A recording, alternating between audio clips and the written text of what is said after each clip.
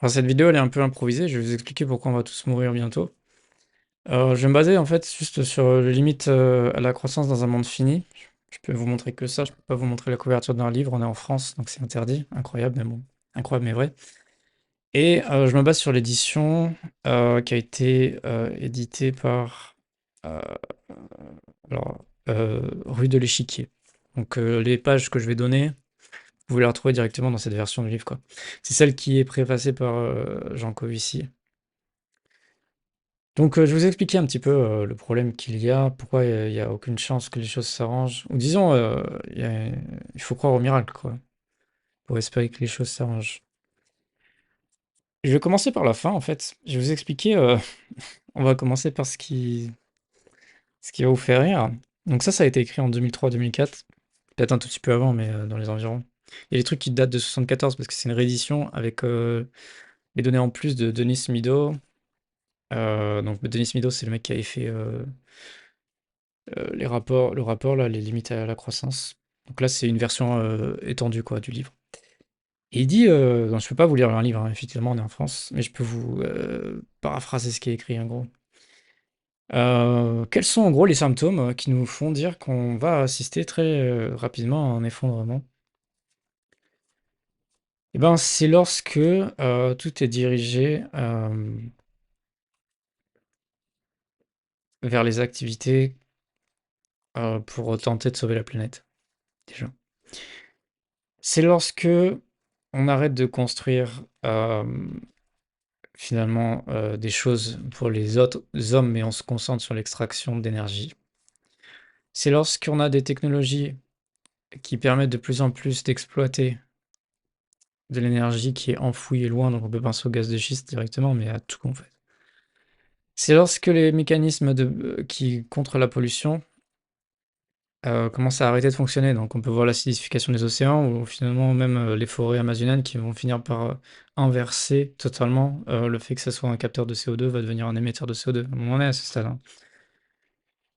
Ben, le capital s'érode et il n'y a pas d'entretien. Donc les infrastructures s'érodent, notamment les hôpitaux, notamment l'éducation, les soins de santé, le logement. Ça vous rappelle quelque chose si vous vivez en France, mais en fait si vous vivez dans le monde, hein. Il y a plein de points différents, donc je vais en passer quelques-uns. Il y a de plus en plus de dettes qui représentent un part croissante de la croissance. Ça vous rappellera la situation actuelle. Euh, il y a de plus en plus de conflits qui se situent dans les zones où il y a des ressources. Ça vous rappellera le détroit d'Ormuz. Il y a un changement des façons de consommer, puisque plus personne n'a de moyens. Les gens trouvent des solutions alternatives, font ils ont du covoiturage, ils prennent des produits moins chers, ils font du Vinted, j'en passe. Et que les institutions ne servent plus qu'à protéger les élites. Et finalement, dernier point, on observe de plus en plus de catastrophes naturelles, plus fréquentes et plus graves. Il suffit d'avoir vécu en France en 2026 pour en avoir vu, mais vous pouvez avoir vécu au Canada en 2026 pour en avoir vu, ou avoir vécu n'importe où dans le monde pour en avoir vu à ce stade. Et quand même, je vais dire une phrase. Là, je vous dis tous les trucs, on a tous les points, il faut bien se rendre compte. Donc ça, c'est écrit en 2004. Avez-vous observé l'un de ces symptômes dans le monde réel? Si c'est le cas, vous devez soupçonner d'être à une stade avancé de dépassement. Ah. Donc comment on passe du dépassement à l'effondrement? Parce que là, je dis, voilà, c'est les signes du dépassement qu'ils ont donnés. Est-ce qu'ils sont corrects? Moi, j'imagine que oui, quand même, ça me paraît assez plausible, en tout cas, parce qu'ils tombent pile sur la situation actuelle. Donc ensuite, page 266. Donc là, j'étais quelle page? 292. Maintenant, page 266, vous avez en gros pourquoi ça va s'effondrer. En gros, quelles sont les courbes possibles? Donc, disons population. Vous avez la courbe qui monte et qui croît, donc croissance continue. La courbe qui monte et qui s'aplatit, c'est croissance sigmoïde. Donc ça, c'est l'option B. Et ensuite, ça s'aplatit. Il y a courbe qui monte et oscillation, donc ça monte, ça descend un petit peu comme ça, comme un moteur en fait. Vous savez, quand les moteurs, on essaie de faire un mouvement et que ça fait comme ça, et de plus en plus rapidement jusqu'à se stabiliser. Ça, c'est l'option C. On a la dernière courbe qui correspond à l'effondrement. Donc, overshoot and collapse. Ouais, là, c'est écrit en français, mais ça monte, et ça s'effondre et ça remonte pas. Et ça s'effondre fort. Qu'est-ce qui mène à ça? Et ça, c'est basé en fait sur leur modèle, donc le modèle de simulation informatique World 3, qui permet de déduire ça, que c'est selon ces paramètres-là qu'il y a un tel effondrement. Donc c'est dans ce modèle, faut bien comprendre. Donc c'est vrai dans ce modèle. C'est pas une sorte de spéculation. C'est réel dans ce modèle que ça fonctionne comme ça. Mais en fait, c'est pas très compliqué. Les signaux arrivent avec un temps de retard. Donc, ils prennent l'exemple d'une voiture qui va se crasher. Vous n'avez pas vu le feu rouge, vous freinez pas à temps, vous dépassez le feu rouge. Et là, c'est assez intéressant. Qu'est-ce qui entraîne ce collapse? Les limites peuvent s'éroder. Entre parenthèses, je peux lire ça quand même. Et sont irréversiblement dégradées lorsqu'elles sont dépassées. C'est-à-dire, en gros, que lorsque les abeilles disparaissent, vous n'allez pas avoir des nouvelles abeilles. Une fois que vous résolvez le problème de la pollution, les abeilles, elles ont disparu, c'est fini. Lorsque vous détruisez l'Amazonie, lorsque tout s'arrête, l'Amazonie repart pas, c'est fini. Lorsque vous entrez dans un truc où le, le pôle Nord, le pôle Sud commence à fondre de manière définitive, les choses sont définitives. Il n'y a pas de retour en arrière. C'est comme si vous préparez un plat et ensuite vous voulez que les ingrédients reviennent à leur place. Ça ne fonctionne pas comme ça. Donc, une fois que les choses sont irréversiblement dégradées, tout s'effondre. Dans le modèle, donc c'est une vérité, c'est pas une spéculation. Bon, maintenant que j'ai dit ça, on se dit, ouais, c'est quand même chaud, ça va s'effondrer, c'est chaud. Bon, alors qu'est-ce que c'est les scénarios du modèle, les simulations qu'ils ont faites, qui permettent pas de prédire l'avenir, comme ils disent, mais simplement de voir les options qu'ils ont. Donc là, il faut se rappeler que c'est en 2004. Ça va devenir assez dramatique, cette vidéo, vous vous rendez bien compte, hein. Parce que là, je vous parle de 2004. On n'est pas en 2004, nous, hein. Donc, toutes les options qui sont là sont finies. C'est mort. Donc, scénario numéro 1. Non, scénario 0, parce ils font bien les choses, ils commencent à 0.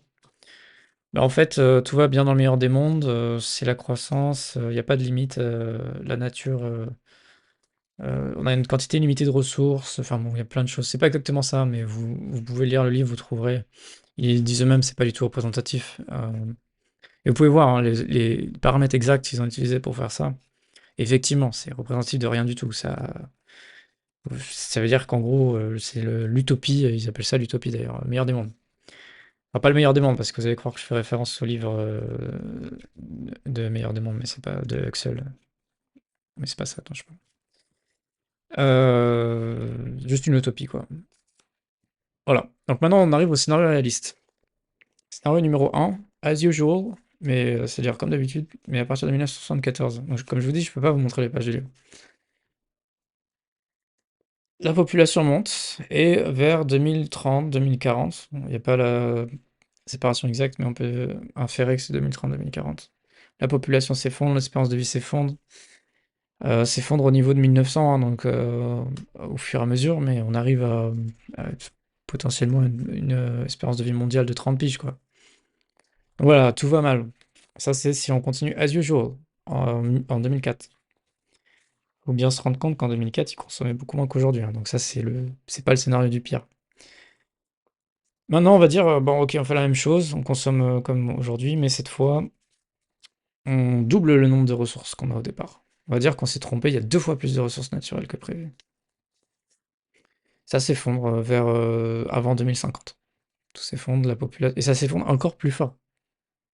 Ça s'effondre beaucoup plus fort même. Ça s'effondre d'un coup pour le coup. Donc l'espérance de vie chute à un niveau abyssal, etc. Donc tout le monde crève, hein, pour être clair. Voilà.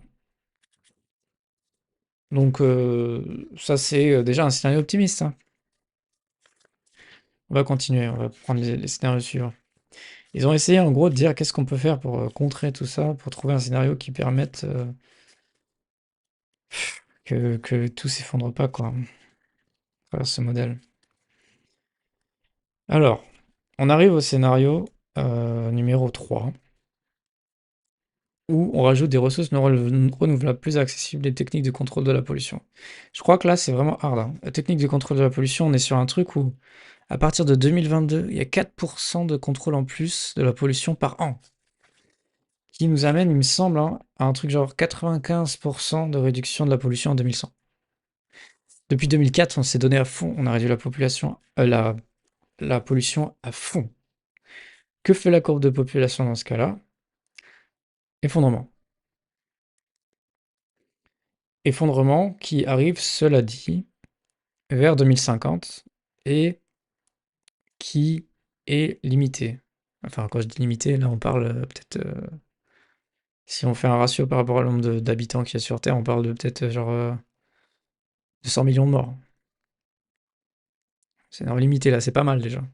Et on a fait un contrôle depuis 2002 de la pollution et on a plus de ressources non renouvelables. Bon, scénario 4, un peu plus optimiste. Effondrement toujours, hein. Des ressources non renouvelables plus accessibles, techniques de contrôle de la pollution, amélioration des rendements agricoles. Et puis là, on déconne pas hein, dans les options qu'ils prennent. On a des améliorations incroyables. Enfin, on est sur des trucs. Je sais plus exactement les chiffres, honnêtement, mais c'est un truc où déjà tout commence en 2002 et tout le monde se donne à fond. Et le rendement agricole, on arrive à des trucs incroyables, quoi. Et pour rappel, on n'en est pas là, nous, du tout. On est en 2026, rien de tout ça ne s'est passé, hein. Je vous dis, et ça, il y a un effondrement, hein, comme je dis. Ok, on arrive au scénario 5. Ressources non renouvelables plus accessibles, techniques de contrôle de la pollution, amélioration des rendements agricoles, protection contre l'érosion du sol. Depuis 2002 ou 2004. Effondrement. Effondrement, plus limité, et qui arrive plus tard. Il faut... Enfin, qui arrive plus tard, en 2050. Mais disons, en 2050, c'est léger, très léger. Et ensuite, ça amorce une vraie baisse vers 2070. Et là, on a des milliards de morts. L'espérance de vie s'écrase à la fin 2100. Mais disons, ça nous laisse de la marge jusqu'à 2050. Et ça, comme je dis, il faut faire tout ça, donc tout ce qu'on n'a pas fait. Scénario 6, le Saint Graal. Le seul qui fonctionne. Donc, ressources non renouvelables plus accessibles, techniques de contrôle de la pollution, amélioration des rendements agricoles, protection contre la résorption, technologie permettant l'utilisation efficiente des ressources. J'avais lu en plus en détail. Mais vous imaginez pas tout ce qui... Enfin, c'est genre le scénario où tout est bien fait depuis 2002, quoi. C'est réduction programme de réduction des quantités de ressources non renouvelables, 4% par an depuis 2002. Nous, on est en augmentation tous les ans, depuis 2002. On est en 2026. Donc, plus la technologie, plus tout ce que vous voulez. En fait, là, ils ont tout mis. Ils ont tout mis. Effectivement, si on fait tout ce qu'il faut depuis 2002, il n'y a pas d'effondrement. Attention, hein, il n'y a pas d'effondrement global. Il y a une stabilisation sigmoïde. L'espérance de vie chute tout de même en 2050, hein, mais pas tant que ça. Enfin, pas tant que ça, une belle chute, quoi. On passe de peut-être, disons, si on a 80 ans, on passe à 60 ans d'espérance de vie d'un coup, dans le monde. Avec le scénario où on a tout fait comme il faut depuis 2002. Voilà, voilà. Et pour rappel, on est en 2026. Qu'est-ce qui a été fait depuis? À l'échelle mondiale, d'après vous? Bah, en fait, c'est pas compliqué. Il y a des gens qui ont comparé les simulations avec les chiffres d'aujourd'hui. Bah, ils se sont rendus compte qu'on n'est pas du tout sur le scénario que je vous ai parlé de la sigmoïde, hein. On est plutôt sur le business as usual. On est peut-être... Voilà. Donc, comme je vous ai dit, les signes de l'effondrement, je les ai listés, hein. On les a tous. Tous. Les simulations, il n'y en a aucune qui est positive. Aucune. Dites-vous, même avec tout ce qu'il faut faire, à partir de 2002, il n'y en a aucune qui est positive. Il y a juste la dernière qui permet quand même d'envisager la vie humaine. Et donc, en gros, c'est celle qui est positive. Disons les deux dernières. La dernière, c'est il n'y a pas d'effondrement global, mais c'est tendu. Et l'avant-dernière, c'est il y a un effondrement, mais c'est pas non plus la fin du monde. Tous les autres. Alors que pourtant, tous les autres, il y a quand même des mesures à part les deux premiers. Il y a des effondrements de milliers, millions, de milliards de personnes. Et ça, c'est si on fait quand même des mesures depuis 2002. Bon, à partir de là, moi je vous dis, c'est clair, hein, il y a deux possibilités. Enfin, il y en a trois, disons. La première, c'est que tout va s'effondrer comme prévu par le modèle. Enfin, le modèle dit pas qu'il prévoit ça, mais tout de même, à ce stade, on peut inférer ça, quoi. Il dit que c'est oui, il faudrait faire des choix, mais on n'est pas en 2002 là, on est en 2026. Voilà. Option numéro 2. En fait, le modèle est faux. Les données d'aujourd'hui montrent que pour l'instant, le modèle n'est pas faux. Option numéro 3, miracle. Miracle. Parce que là, même là, ils ont pris en compte la technologie, hein. Donc là, si vous pensez que les choses vont bien se passer et que dans 20 ans tout ira bien, il faut croire soit que le modèle est faux, et il faut croiser les doigts là. Soit qu'il y a un miracle, quoi. Enfin, là, vous pouvez croire en Dieu, quoi. Enfin,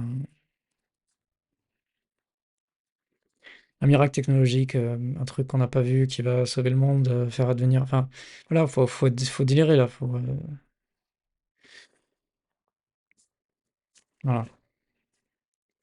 Il n'y a pas de fin, j'ai pas de fin là, là, Hollywood, hein. J'ai rien d'autre à vous dire que faut anticiper que sûrement dans 20 ans, les choses vont. 20 ans, je suis gentil, comme je vous dis, hein, parce que là, c'est les scénarios. 20 ans, c'est scénario pas mal, hein. Là, nous, on est plutôt dans le scénario effondrement direct.